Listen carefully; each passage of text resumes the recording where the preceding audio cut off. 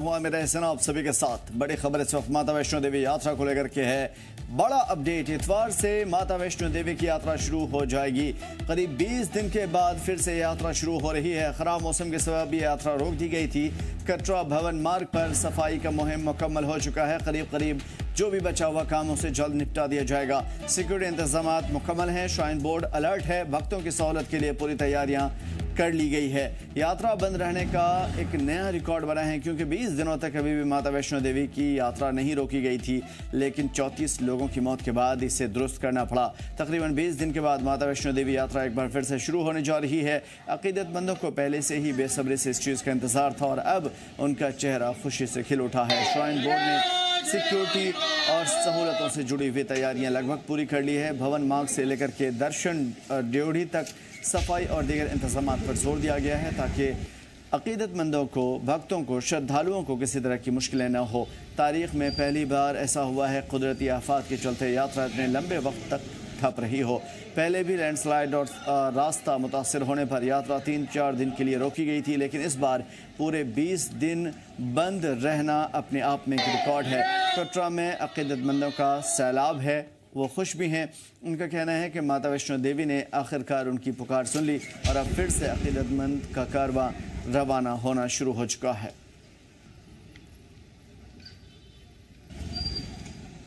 मैं माता रानी का शुक्रिया करता हूं कि माता रानी ने श्राइन बोर्ड को एक सद्बुद्धि दी है कि जिन्होंने जल्दी यहाँ जो यात्रा का जो डिसीजन है वो लिया। और उसके बाद आपने कहा कि श्राइन बोर्ड ने कहा है कि RFD कार से ही यात्रा शुरू की जाएगी। तो मैं आपके माध्यम से ये बताना चाहता हूं, पहले भी आपने ऐसा ही किया था। RFD कार्ड तो आपने पहले भी यहाँ रखे थे। RFD कार्ड के बिना पहले भी आप किसी को नहीं जाना देते थे, लेकिन अगर आपने इस टाइम कोई और ज्यादा सुविधा उसमें, जैसे पहले के RFD कार्ड से अगर कोई गुम हो जाता था, नहीं मिलता, अभी अगर आपने ये स्कीम लागू की है तो इसके लिए मैं श्राइन बोर्ड का शुक्रिया करता हूँ कि जिन लोगों ने इस आवाज को सुना और RFD कार्ड को जो बढ़िया तरीके से लॉन्च किया। तो फिलहाल माता वैष्णो देवी का दरबार एक बार फिर से खुलने जा रहा है और लगातार इस यात्रा पर बैन लगा दी गई थी, रोक दी गई थी, क्योंकि 34 लोगों की जान चली गई थी एक कुदरती आफात के चक्कर चलते। और यही वजह है कि पहली मर्तबा तारीख में जब माता वैष्णो देवी का दरबार 20 दिनों तक लगातार बंद रहा हो। डोडा का रुख करेंगे, शुभम हमारे साथ जुड़े हुए हैं, जानने की कोशिश करेंगे कि यात्रा किस तरीके से बहाल हो रही है और क्या कुछ इंतजामात हैं। शुभम, अपडेट चाहेंगे आपसे। बिल्कुल, देखिए लगभग आज 18 दिन हो चुके हैं मां वैष्णो देवी की यात्रा को स्थगित हुए और दो दिन का इंतजार और अब श्रद्धालुओं को करना पड़ेगा, क्योंकि संडे का दिन है। रविवार के दिन मां वैष्णो देवी की यात्रा को लेकर बोर्ड प्रशासन के द्वारा अनुमति तो दे दी गई है, पर उन्होंने ये भी प्रकाशन के तौर पर कहा है कि अगर मौसम खराब होगा तो यात्रा फिर पोस्टपोन हो सकती है। अमीर, मैं ये भी बताऊं तो दोपहर के बाद इस समय एक बार फिर लगातार तेज बारिश का सिलसिला पूरे कटरा में देखा जा रहा है। काफी तेज बारिश भी इस समय हो रही है। अगर इसी तरीके की बारिश कल भी रही तो हो सकता है कि यात्रा को एक बार फिर पोस्टपोन किया जाए, पर लंबे समय का इंतजार जो श्रद्धालु कर रहे थे कि कब मां वैष्णो देवी की यात्रा को खोली जाए, कहीं ना कहीं राहत भरी खबर जरूर है ये। बिल्कुल, फिलहाल प्रतिक्रियाएं क्या आ रही हैं इस सिलसिले में, क्योंकि एक लंबे इंतजार के बाद ये शुरू किया गया है? बिल्कुल, देखिए जिस तरीके से 26 जनवरी का वो वाक्य जब पेश हुआ था जिसमें कई सारे श्रद्धालुओं की मृत्यु भी हो गई थी, उसके बाद लगातार 18 दिन से यात्रा स्थगित है। पहली बार इतिहास में ऐसा हुआ कि 18 दिन से मां वैष्णो देवी की यात्रा को स्थगित किया हुआ है और 2 दिन का समय हो रहा है, यानी कि कल का दिन और आज का दिन मिलाकर। अब देखना यह होगा कि अगर मौसम साफ होगा तो ही मां वैष्णो देवी की यात्रा की अनुमति दी जाएगी। अगर इसी तरीके का मौसम बना रहा तो फिर थोड़ा सा सफर और यात्रियों को करना पड़ सकता है। बिल्कुल, साथ में जिस तरीके से ये हादसा हुआ था और 34 लोगों की जान गई थी, अन्य घायल हुए थे, क्या वो समस्या सोल्व कर ली गई है? देखिए, वो जो रास्ता ट्रैक की बात करूं तो ट्रैक पूरे तरीके से साफ कर दिया गया है। रास्ते में बिजली की जो लाइट की प्रॉब्लम थी उसे भी सॉर्ट आउट कर दिया गया।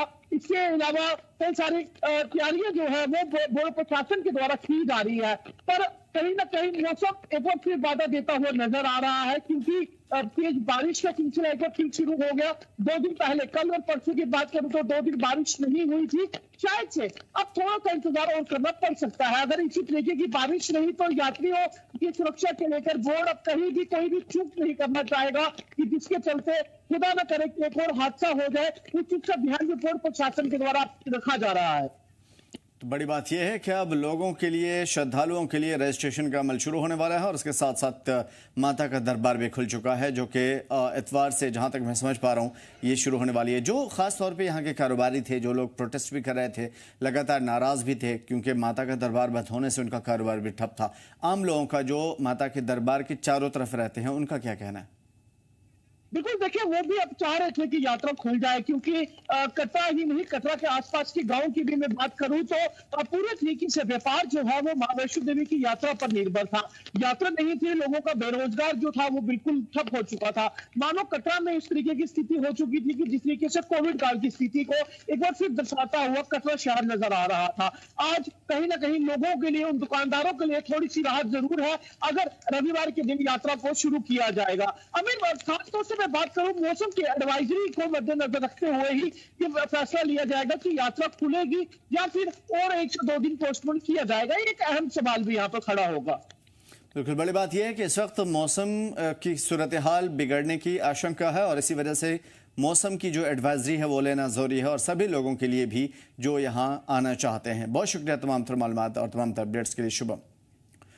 उधर लेह के एनडीएस शहीद पार्क में 35 दिनों तक चलने वाले भूख हड़ताल आंदोलन की हिमायत में आज देश भर से आए हुए सोशल पॉलिटिकल एक्टिविस्ट ने दौरा किया था। ये भूख हड़ताल सोनम वांगचुक और उनके हामियों के जरिए लद्दाख की मांगों को लेकर के चलाया जा रहा है। आज इस आंदोलन का तीसरा दिन है।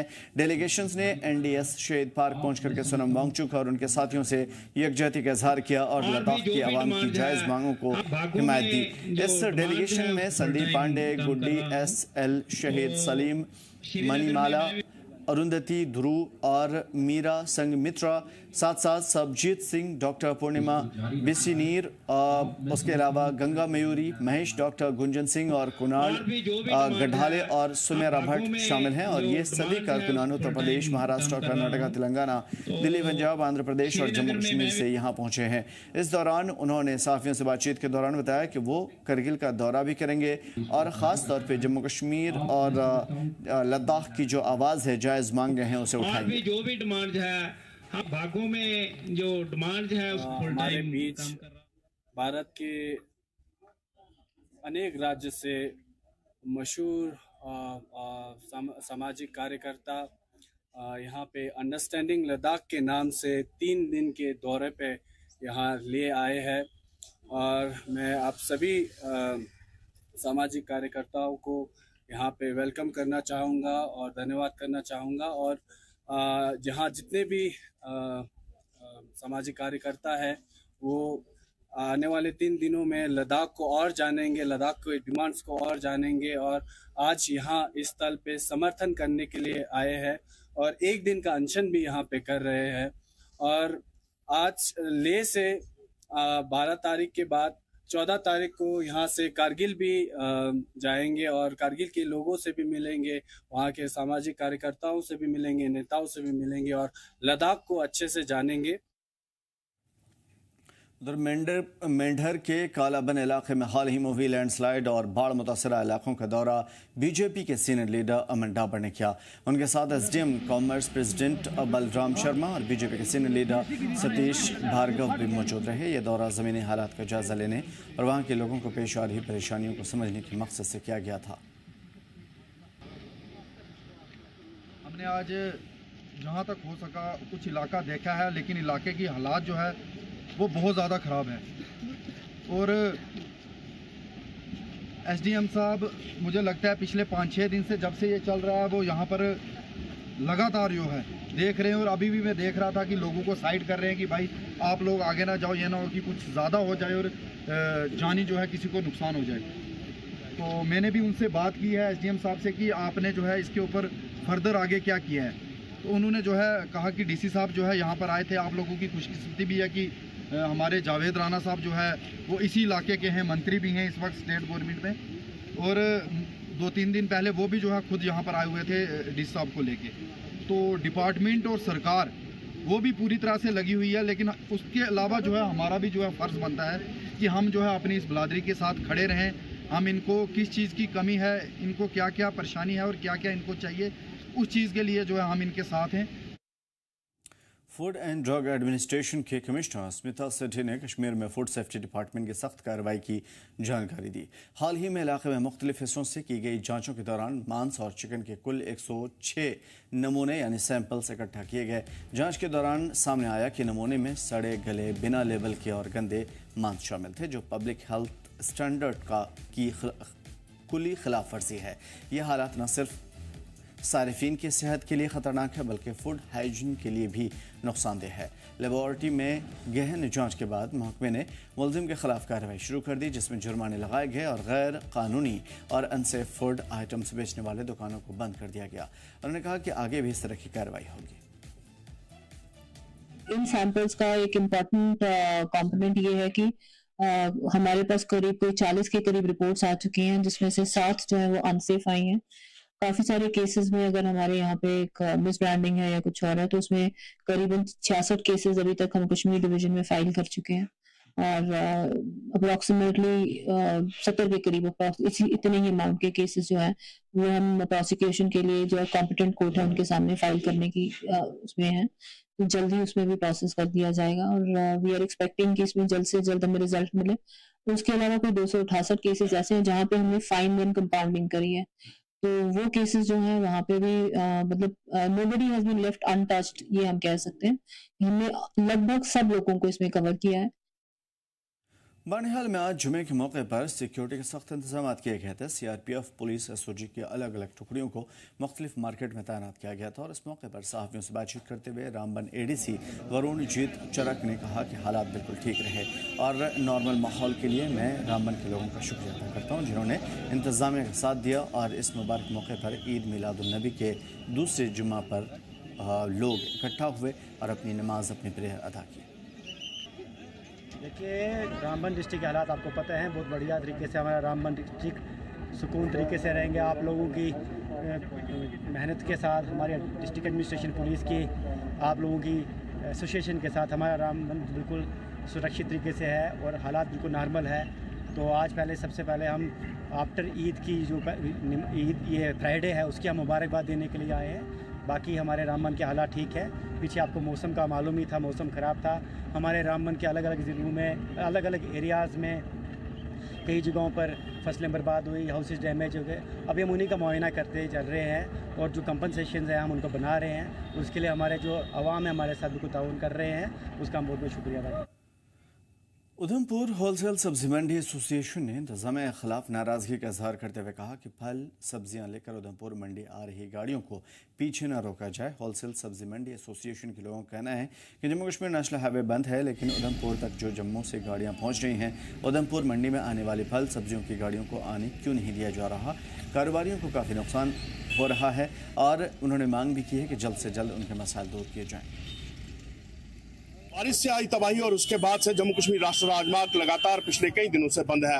हालांकि बात की जाए तो जरूरी सामान जो है वो घाटी तक तो नहीं पहुंच रहा, लेकिन कहीं ना कहीं अब जम्मू और उधमपुर के लोग जो है वो भी परेशान हो रहे हैं, क्योंकि गाड़ियों को आने जाने की अनुमति नहीं दी जा रही, हैवी ट्रक्स को आने जाने की अनुमति नहीं दी जा रही, जिस वजह से कहीं ना कहीं अब खाने पीने का सामान जो है उसकी भी किल्लत जो है वो होना शुरू हो चुकी है। मेरे पीछे जितने भी लोग ये देख रहे हैं आप, ये सब्जी मंडी एसोसिएशन से हैं, जो होलसेल मंडी यहाँ पर उधमपुर की है, वहाँ से ये सारे लोग यहाँ पर इकट्ठे हुए हैं और लगातार अब ये मांग कर रहे हैं कि जो गाड़ियां हैं, कि हालांकि उधमपुर तक तो रास्ता पूरा खुला है, जम्मू से उधमपुर तक जो रास्ता है वो पूरी तरह से खुला है, लेकिन उसके बावजूद भी इनकी मांग है कि इनकी जो गाड़ियां, जो सामान लेकर, सब्जी फ्रूट फल लेकर जो गाड़ियां आ रही हैं, उन गाड़ियों को पीछे ही रोक दिया जाता है, जिस वजह से कई दिन रुकने की वजह से यहाँ तो माल खराब हो जाता है, यहाँ फिर इन लोगों को नुकसान जो है वो झेलना पड़ता है। और साथ ही साथ जिस तरह से त्रासदी आई है, कहीं ना कहीं अभी भी राशन जो है वो दूर दराज इलाकों में, उधमपुर के दूर दराज इलाकों में भेजा जा रहा है, सब्जियां वहां तक भेजी जा रही है, लेकिन उसके बावजूद जब यहाँ राशन यहाँ सप्लाई नहीं पहुंचेगी तो आगे सप्लाई कैसे दी जाएगी। एसोसिएशन के प्रधान हमारे साथ है, उनसे बात करेंगे। जी, अपना नाम बताएं और ये बताएं कि किस तरह की दिक्कतें आपको आ रही हैं और क्या मांग करना चाहते हैं। मैं फ्रूट वेजिटेबल होलसेल मंडी का प्रेसिडेंट राज माथुर। मीडिया के माध्यम से हमारी ये अपील है कि ये जो रास्ते में गाड़ियां जो हमारी रोकी जा रही हैं, इनको कृपया छोड़ा जाए ताकि टाइम से जो हमारी मंडी है वहाँ गाड़ियां आए और हम माल सेल कर सकें, क्योंकि आगे बड़ी लॉस में है ये मंडी के व्यापारी, आगे बड़ा घाटा खा चुके हैं। पीछे इतना बुरा हाल हुआ, बारिशें रही, रास्ते बंद थे, उस टाइम तो चलो नहीं था, पर अब तो रास्ता खुला हुआ है। फिर भी उधमपुर की गाड़ियों को रोका जा रहा है। सांबा रोक देते हैं, मनवाल में रोक देते हैं। अब ये जम्मू से हमारे केले की गाड़ियां आती थी, आलू प्याज की आ रही थी, उनको नरवाल में रोक दिया गया है। प्लीज इन गाड़ियों को छोड़ा जाए ताकि ये टाइम से उधमपुर की मंडी करवा सकें और व्यापारी अपने लॉस से बच सके। आगे व्यापारी बहुत लॉस में है और मैं चाहता हूं कि प्लीज डीसी मैम से मैं अपील करना चाहता हूं कि प्लीज वो भी इस पे थोड़ा गौर करें। और आज बात भी हुई है, वैसे उन्होंने आश्वासन भी दिया है कि आप आज के बाद आपकी कोई गाड़ी नहीं रुकेगी। फिर भी हम आप सभी को कहना चाहते हैं कि पुलिस डिपार्टमेंट को भी कि प्लीज इन गाड़ियों को नहीं रोका जाए, खास करके जो उधमपुर मंडी की गाड़ी है, क्योंकि रास्ता खुला है, क्लियर है, फिर भी इन गाड़ियों को रोका जा सकता है। कई बार इस नाके पे रोक देते हैं, ये मंडी यहाँ से 500 मीटर है, तो जहाँ पे रोक देते हैं मंडी पे गाड़ी नहीं जाएगी। मोदी रोड में हमारी गाड़ियां रोकी गई, वहां कहते हैं जी मंडी से कोई आएगा तो हम गाड़ी छोड़ेंगे। भाई वो अगर ड्राइवर बात करवाना चाहता है तो हमारा नंबर देता है, मैं प्रेसिडेंट हूँ, जनरल सेक्रेटरी है, जो व्यापारी मंगवाता है उसका नंबर लिखा होता है, उससे बात करो क्या ये उधमपुर ही आ रही है गाड़ी, कहीं श्रीनगर तो नहीं जा रही है। अगर श्रीनगर कोई हमारा फर्जी चालान बना के आता है उधमपुर के नाम का तो उसको गाड़ी को सीज किया जाए। हम खुद कहते हैं उसमें हमारा कोई रोल नहीं है। कोई हमारे नाम का चालान बनाएगा श्रीनगर का और बोलेगा उधमपुर तो उस गाड़ी को रोक दो। पर प्लीज जो उधमपुर की गाड़ी है उनको छोड़ा जाए ताकि हम टाइम से अपनी मंडी कर सकें और इस लॉस से बच सकें। और लोगों को भी आगे इतनी महंगी हो रही है सब्जी, क्योंकि सब्जियां सड़ रही है, अगर एक दिन भी गाड़ी बीच में रुक गई वो सब्जी डैमेज हो जाएगी। गर्मी है, बारिश का मौसम है, प्लीज इन गाड़ियों को छोड़ा जाए। और हमारी केले की और आलू की जो नरवाल में रोकी हुई है गाड़ी, उनको भी छोड़ा जाए, क्योंकि बहुत रास्ता क्लियर है, कहीं भी कोई दिक्कत नहीं है, गाड़ियां आ जा रही हैं फिर भी रोक रहे हैं। कुछ और भी लोग हैं मंडी के हमारे साथ, एसोसिएशन के ही लोग हैं जी। किस तरह से अभी क्या कहा जा रहा है कि बात भी हुई है जिला प्रशासन से, तो किस तरह का नतीजा जो है वो निकल कर आया है? अगर नहीं हल होता आपकी समस्या का तो क्या कदम रहेंगे आगे? देखिए, जनरल सेक्रेटरी हूँ मैं सब्जी मंडी उधमपुर का, अजय कुमार मेरा नाम है। मैं आपके मीडिया के माध्यम से ये बताना चाहता हूँ कि जो त्रासदी जो इस वक्त पड़ी हुई है JNK में, उसको पूरा JNK झेल रहा है। चारों तरफ से रास्ते भी बंद हो चुके हैं, लेकिन रास्ते कुछ जो खुल भी चुके हैं, जिन मतलब जो गाड़ियां जो आ रही हैं वो सीधे उधमपुर तक आ सकती हैं। जो उधमपुर की मंडी की जो गाड़ी हैं, लेकिन उनको रोक दिया जाता है पीछे से। कम ये हमारी फ्रेश आइटम है, आप इसको रोकोगे तो ये खत्म हो जाएगी। ये कोई 10-20 हज़ार रुपये की गाड़ी बनती नहीं है, कम से कम 2-2.5-3 लाख की गाड़ी है। जहाँ तक पहुँचते पहुँचते ये सारा का सारा सामान ये खत्म हो जाता है। मेरी एडमिनिस्ट्रेशन से भी विनती है और मैडम जी से बात भी हुई है, उन्होंने आश्वासन भी दिया है ताकि कि हमारी जो मंडी की जो गाड़ी हैं वो कृपा करके आप छोड़ दें। देखिए, जो सामान मंडी में आ रहा है वही सामान हम जो गांव में भी जाके दे रहे हैं, बेच रहे हैं, क्योंकि इस त्रासदी में सभी मंडी वाले भी उसमें सहयोग कर रहे हैं, चल रहे हैं। लेकिन मैं आपसे विनती करता हूँ, आपके मीडिया के माध्यम से विनती करता हूँ एडमिनिस्ट्रेशन से, कृपा करके जो उधमपुर की जो गाड़ियां हैं कृपा करके छोड़ दें। और जो नरवाल में रोकी गई हैं या इधर बटल मोड़ के पास रोक देते हैं, हमारा चलान उधमपुर का बना हुआ है, जो बिल्टी बनती है उसको चेक करें। जो फर्जी बिल्टी बनती है उसके आप कानूनी कार्रवाई करके उसको गाड़ी को सीज भी कर सकते हैं। बड़ी धन्यवाद। जय हिंद, जय भारत। तो ये मंडी सब्जी मंडी एसोसिएशन के लोग जो हैं वो लगातार अपनी मांग को लेकर जो है वो यहाँ पर नाराजगी जता रहे हैं और उनका ये कहना है कि रास्ता खुला है तो उसके बावजूद भी उधमपुर तक आने वाली गाड़ियों को क्यों रोका जा रहा है। उन्होंने प्रशासन से मांग करते हुए कहा कि जल्द से जल्द उन गाड़ियों को यहाँ तक पहुँचाया जाए। और ये बात भी सही है, कहीं ना कहीं जिस तरह से गाड़ियाँ जो है अगर बंद रहेंगी तो कहीं ना कहीं किल्लत जो है उधमपुर शहर के अंदर भी सब्जी की हो सकती है, जिस सब्जी या फ्रूट्स की जो है वो हो सकती है, जिस वजह से लोग जो है उन्हें परेशानी झेलनी पड़ सकती है। जी, जम्मू कश्मीर लद्दाख के लिए मैं विक्रम पंछी उधमपुर। और पुंछ सोशल वेलफेयर डिपार्टमेंट की तरफ से नशा मुक्त भारत मुहिम के तहत वॉलीबॉल एग्जीबिशन, मैच और रिवायती नुक्कड़ नाटक का एहतमाम किया गया। एक बेहतरीन पहल का मकसद रिवायती ताकत के जरिए नशे के खिलाफ एक मजबूत पैगाम देना था। प्रोग्राम की रौनक उस वक्त और बढ़ गई जब हवेली के MLA एजाज अहमद जान बतौर मेहमान खुसूसी यहाँ शरीक हुए। शहीद मंजीत सिंह वॉलीबॉल क्लब और पुंछ वॉलीबॉल क्लब के बीच में खेले गए इस मुकाबले ने शायकीन को खुश कर दिया। प्रदीप खन्ना के हिदायत में पेश एक नुक्कड़ नाटक से नौजवानों को नई हौसले, नई उड़ान मिली। और ख़ास तौर पे इस मौके पर district social welfare officer Khalil ए बंदे ने कहा कि महकमे का असल मकसद है लोगों में, ख़ास तौर पे नौजवानों में बेदारी पैदा करना ताकि समाज से नशे को मुक्त किया जा सके। आज हम एग्जीबिशन, मैच और स्किल परफॉर्मेंसेस करा रहे हैं। हमारा मूल उद्देश्य ये है कि हम नशा मुक्त भारत है उसके तहत ये प्रोग्राम करा रहे हैं और इसमें हम नौजवानों से ये अपील करते हैं कि वो जितनी भी नशावर चीज़ें उनसे दूर रहें। और इसमें ऐसा नहीं कि हमने आज ही कोई इवेंट कराया हो, इससे पहले भी हमने पंचायत में इवेंट कराए हैं। इसके साथ साथ हमने जो हमारी 17 म्यूनसिपल काउंसिल की वार्ड्स हैं उसमें भी हमने ये इवेंट्स प्लान किया है। और मुझे उम्मीद है कि हम इसमें कामयाब होंगे, लोगों को इसमें अवेयर करने में कामयाब होंगे कि नशा एक ऐसी चीज़ है जिससे हम सबको दूर रहना चाहिए। शोपियां ज़िले के शादाब करेवा इलाके की विशोरी मोहल्ले में दर्शकों के लंबे इंतजार के बाद आखिरकार सड़क की मैग्नेटाइजेशन का काम मुकम्मल हुआ। इस अहम तरक्याती पहल ने इलाके के लोगों की बरसों पुरानी मांगों को मुकम्मल किया है। खास करके बरसात के मौसम में जहाँ पे कीचड़ और बदहाल रास्तों ने ज़िंदगी मुश्किलें बना दी थी, इलाके के लोगों ने इस कामयाबी का सहरा DDC के नायब सदर इरफान मनहास को दी है, उनका शुक्रिया अदा किया है। लोगों का कहना था कि यह सड़क बरसों से नज़रअंदाज की जा रही थी और चुनाव के दौरान सिर्फ वादे किए गए थे, लेकिन इस बार वाकई बदलाव आया है। देख सकते हैं कि अगर इनके चेहरों की तरफ आप देखेंगे कि कितने खुश हैं, ये खुश भी हैं, मुतमईन भी हैं। रोड का काम जो है ये अंजाम हो गया है। हम बड़े शुक्रगुजार हैं सभी डिपार्टमेंट्स का, खास तौर से LG साहब का, जिनकी वजह से LG साहब की वजह से जो यहाँ एक रौनक आई है इस पूरे जम्मू कश्मीर में। आप देखेंगे चारों तरफ डेवलपमेंट का काम जोरों शोरों से बढ़ के चल रहा है। इस काम के लिए भी LG साहब का ही अप्रूवल है। हम बड़े शुक्रगुजार हैं, सभी तहे दिल से LG साहब के शुक्रगुजार हैं कि ये काम हुआ है। ये बहुत देराना मांग थी। इस रोड का नाम जो है वो पिशोरी मोहल्ला बाला से लेकर बकरवाल मोहल्ला तक जो ये रोड है, ये कम से कम कोई बहुत ही मुझे लगता है देराना मांग कोई 20, 30, 50 साल की मांग थी, लेकिन आज देखिए हमारा ये सपना भी पूरा हो। उधर 12वें एडिशनल सेल्टर रूट अल्ट्रा लद्दाख मैराथन कल नुब्रा के क्यागर गांव में शुरू हुआ, जिसमें 80 से ज़्यादा डिपार्टमेंट ने हिस्सा लिया था, पार्टिसिपेंट्स ने हिस्सा लिया था। वहीं आज खार दोंगो गांव में खार दोंगला चैलेंज की शुरुआत हुई। दुनिया के सबसे कठिन मैराथन में से एक माने जाने वाले लद्दाख मैराथन में मुख्तलिफ कैटेगरी के लोग शामिल हुए, जिनमें सिल्क रूट अल्ट्रा मैराथन, खार दोंगला मैराथन और फुल मैराथन, हाफ मैराथन और रन फॉर फन जैसी कैटेगरी शामिल की गई। सिल्क रूट अल्ट्रा खार दोंगला चैलेंज मैराथन की दौड़ आज लेह के मेन मार्केट में ख़त्म हुई, जिसमें लद्दाख स्कॉट्स रेजिमेंट सेंटर की जानिब से और सेवांग कुंडन ने सेल्फ रूट अल्ट्रा मैराथन में पहला मुकाम हासिल किया। उन्होंने ये दौड़ 13 घंटे 50 मिनट में पूरी की। दूसरा मुकाम भी लद्दाख स्कॉट्स के दूसरे जवान ने हासिल की। लद्दाख मैराथन के फाउंडर के मुताबिक इस साल देश और दुनिया भर में तकरीबन 6500 पार्टिसिपेंट ने हिस्सा लिया था।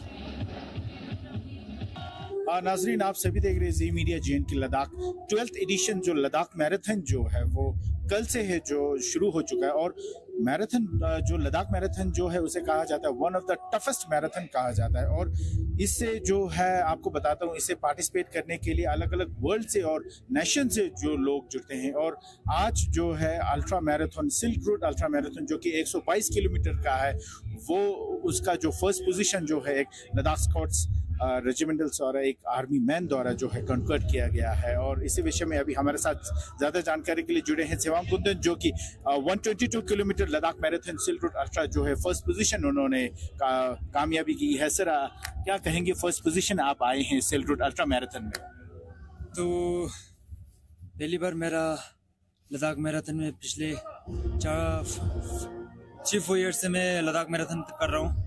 मेरा एक बार भी मेरा गोल्ड नहीं है, तो लकीली इस बार 2025 में मेरा गोल्ड आया है। तो काफ़ी मेहनत भी किया है हमने, हमारे टीम मेंबर्स ने मेहनत भी किया है, काफ़ी हार्ड वर्क भी किया है। तो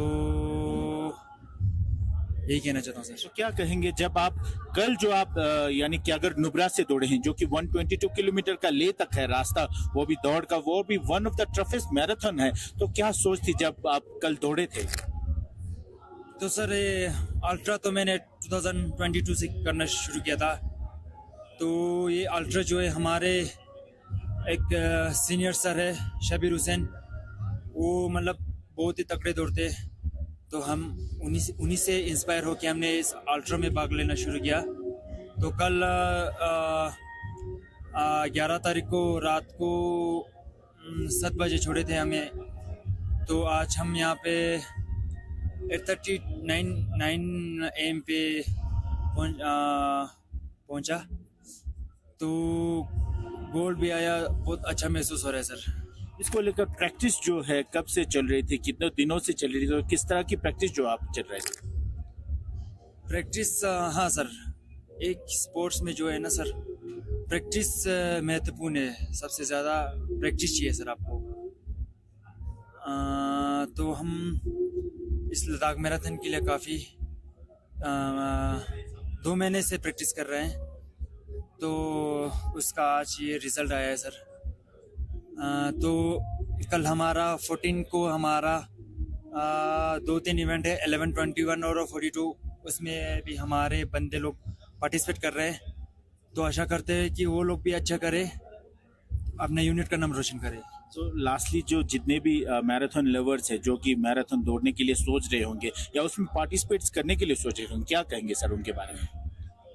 तो सर रिसेंटली अभी हम सिल्क रूट अल्ट्रा के लिए गए थे नुब्रा में, तो वहाँ पे डाउन वाले बहुत थे इंडियन टूरिस्ट।